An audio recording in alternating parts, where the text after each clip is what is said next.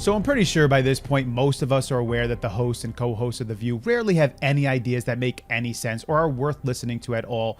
I mean, to be honest though, I don't really watch the show, so maybe they do have some ideas that are pretty good, but generally every time I do see a clip from the show, it's pretty much nonsense and garbage. However, there was a recent episode where they were talking about a particular topic, and Whoopi, out of all those ladies at the table, actually had a thought that was pretty clear. It made some sense. It had some logic. So I'm going to show it to you, but unfortunately, you're going to have to bear with the fact that you're going to have to listen to her co-host first. But it's totally worth it because it'll remind you about how brain dead these individuals are, and it'll make you feel better about yourself. Apparently, millennials and Gen Z have a much different view of the American dream than past generations. Data shows that soaring inflation, student debt, and limited room for advancement in the workplace has made them feel that milestones like affording a home, starting a family, excelling within the corporate structure are out of reach.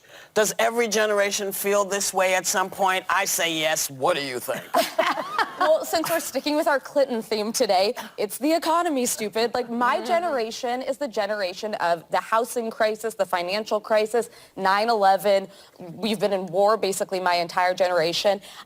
You've got 45% of people ages 18 to 29 living with... Our American dream's different. Doesn't mean other struggles didn't matter, but on the having kids specifically, I get it. Most of my friends, if they're not, married by a certain age, they're not owning homes at the same rate, and you don't want to have kids if you don't feel like you can provide that. My one piece of advice, though, to millennials who are holding off having kids because of the finances, if you're in a position, which is also expensive, consider freezing your eggs because you could change that position later and want to. But no, it's hard. It is a very real struggle out there. By the way, and I'm not even sure here, but there's got to be a cost to freezing your eggs. And I'm sure that this expense is out of the reach of many of the individuals. So I'm not sure that that's actually an option for many people. And it seems like an extreme option, if anything else. I think it's refreshing to see people enter parenthood so soberly because I think for generations since the beginning of time, people get married, they just have babies because they're supposed to, and this is what we do. And then you see people like gay couples who fight so hard just to love. Here we are back to gay couples already. We're about a minute in here, and so here we go. A baby, and every day people are having kids that some are beaten and like not taken care of. And so oh dear goodness. So every day people are having kids and some of them are being beaten. Those straight couples, those married men and women, they're just having kids and beating them. And those gay couples, they just want to have kids and they just want to love on them so much, but they can't. And that's a big problem here. I have a generation that says, I don't know if I can give them the life they deserve. I don't know if I'm capable of being a whole person and doing this. I say bravo, because it is not a slight undertaking. That was my takeaway. I mean, my generation, you got married, you tried to get a house, and you had kids. And this seems to be very intentional. They're thinking about it. And I agree with you, though. Millennials are brilliant. Your eggs... I'm going to disagree here. I don't think they're really thinking about it. I think that people nowadays are a lot more selfish, and they're looking at, well, what do I want for me? What do I want to make my life to be? And they're not really thinking about other people as much. Now, if somebody wants to have the decision not to have kids, that's fine.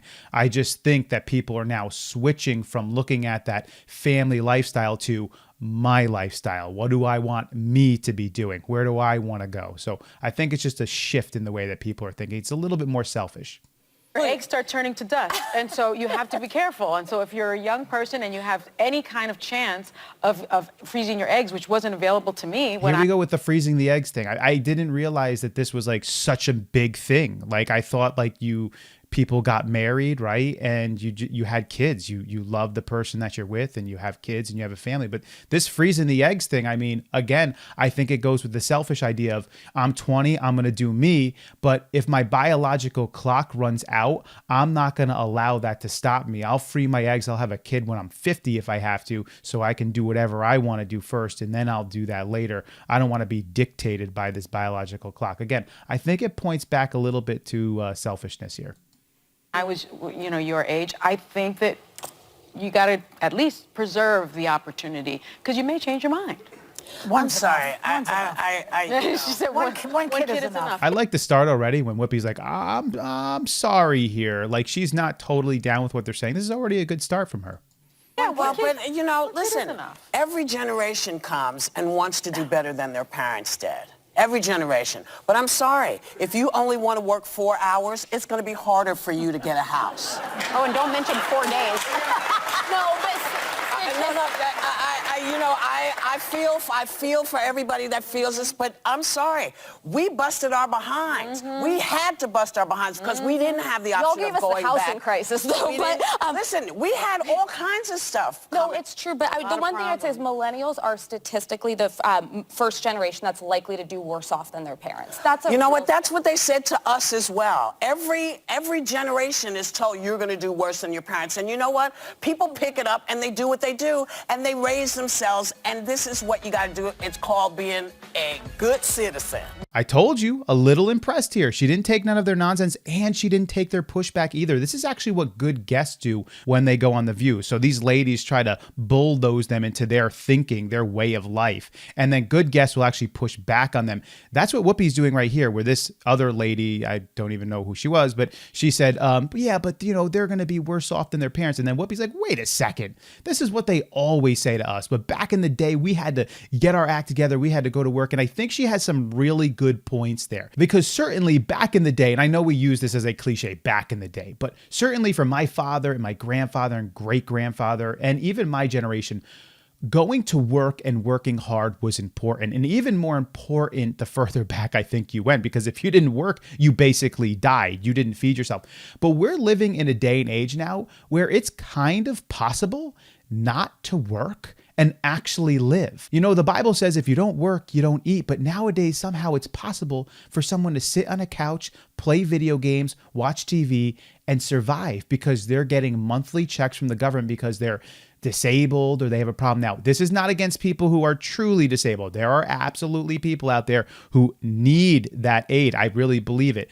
But there is a ton of people out there, and I've seen them on Judge Judy. If you watch Judge Judy, they're out there and she's like, well, what do you do for a job? And they're like, well, I don't work. And Judge Judy's like, well, you look pretty good. And they're like, well, I'm disabled. And she's like, really? Yeah, really. I can't do it. I tweaked my back, you know, playing a high school football game. You know, I can't work anymore. It's like, okay, people can survive without working. And so they look at work differently. It's not work to survive. It's not work to build their home. It's work for leisure reasons. It's work to make a little extra side money if they need it. And if they do work, they're not looking to work that hard. Now, I would say this, though. I don't totally agree with that point either, because I do think that there are people out there that are working 2 jobs, or maybe some people are doing the 3-job thing. And it's still more difficult now. I blame our current administration, liberal economics, and the disastrous moves by the government during the pandemic, which forced the price of goods to skyrocket. It also made inflation skyrocket. Now, I know inflation has cooled down since, but all of the gains from inflation, they're still there. Even though we might not be at 9% inflation anymore, that 9% inflation, that increase in price, it's still there. So it's not like we're down to 3% inflation, all that went away. No, the price of goods all moved up. Housing prices moved up. The materials to make all this stuff moved up. And that would be thanks to liberal economics in our current administration and the pandemic decisions that were made by the government. They literally made it more difficult for people to buy things and live and buy homes and have families, on top of the fact that people nowadays don't really want to work as much and or as hard, and they want to have a job that is right for them, perfect for them, not the job that's going to get the thing done. And this sort of anti-biblical mindset of, I don't have to work to eat if I don't want to. I can kind of work off of the government dime, or I can get some money from so-and-so. And so I think Whoopi has more of a point here than anybody, and I'm kind of impressed about that. What are your thoughts? Does she have a point here? Did I miss something? Is there something more to this topic? Love to hear what you have to say. I'll catch you all on the next one.